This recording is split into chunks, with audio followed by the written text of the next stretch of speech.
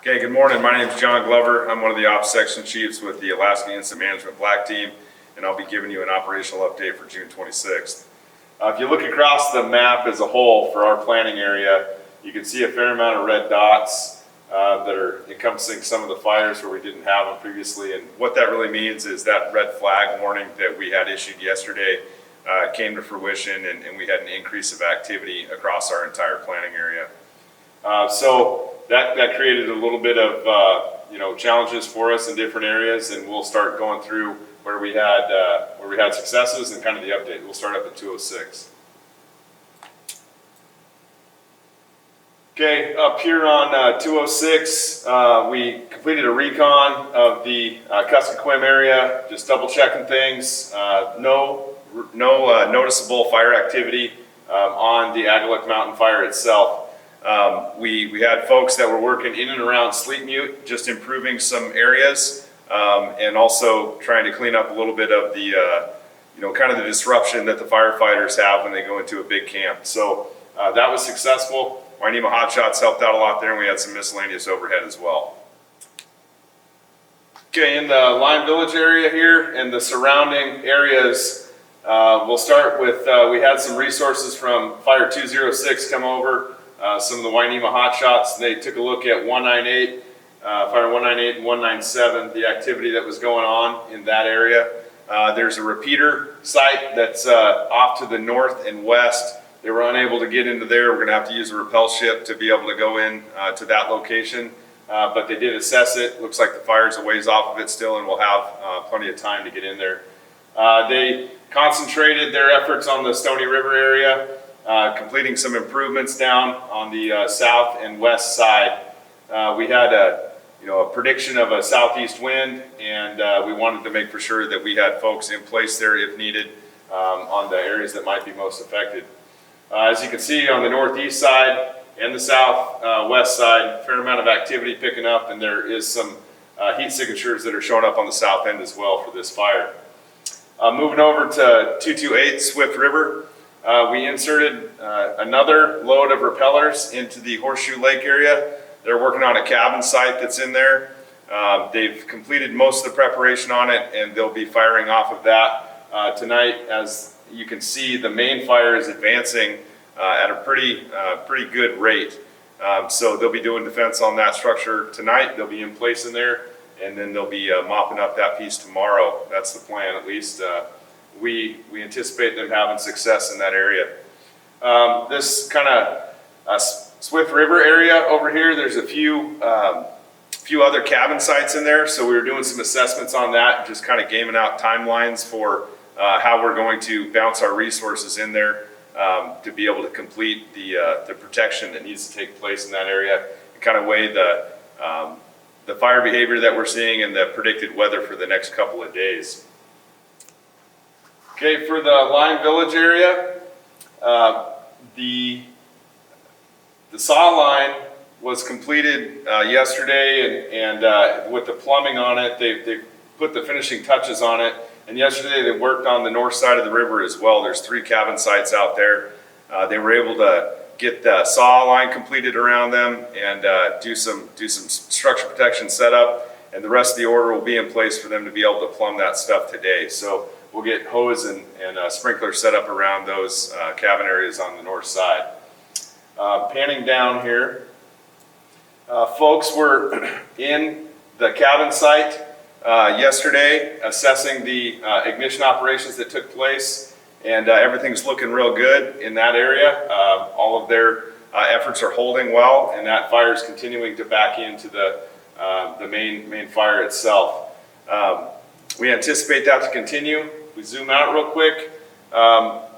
We have a couple of other cabin sites on Trout Lake here, and we're waiting to initiate any additional firing on that until weather pushes us into that, or the main fire advances towards us.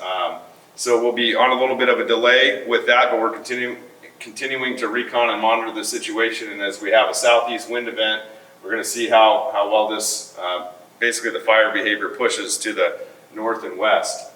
Of note, Fire 244 Door Mountain, picked up some activity on the western side, and then Door Creek had some northeastern activity as well, and we anticipate those fires advancing north and west tomorrow. High probability that these two will join up together as well and be one fire perimeter.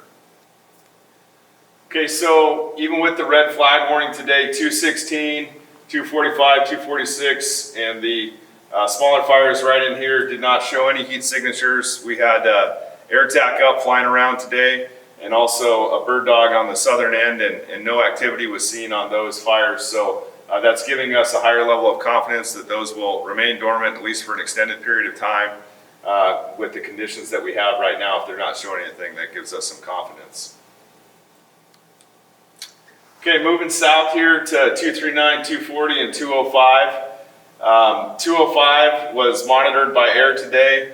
The ignition operations that took place around the mining equipment is holding well. That fire has shifted a little bit and is starting to marry up with the ignition operations from the previous day. The direction of spread is northwest as well. And as we move over to 240 and 239, you can see that, again, this was active on all sides today. Our big holding feature on the western perimeter is the Mulchatna River, and that is still a successful holding feature for us. We had resources positioned at key areas that had high potential for it to cross, and they weren't picking anything up. We did have some southern progression, but as we work our way south here, some of the black spruce component starts to go away, and it gets into a little bit kind of sparser ladder fuels like trees, and gets more into a tundra component and runs into some of the water systems that run east to west here. We did get the Fire Boss group in, so single engine air tankers on floats, and they were dipping out of the water resources that we have over here and ran pretty continuous from about 3 p.m. today until evening time. They didn't get started until 3 because we had unfavorable conditions with smoke and visibility, but we've run all 6 of those continuous for this afternoon, the afternoon yesterday and evening, and they worked in this whole region here, just keeping it cool and limiting spotting potential. The crews that were working on 205, the UNIWEEP module was inserted in there, and then we also got another National Park Service crew that we're inserting in there today. So 2 modules, about 10 people apiece, with boats and operators, and they'll be working along the Mulchatna Corridor and the Cockatoolie River.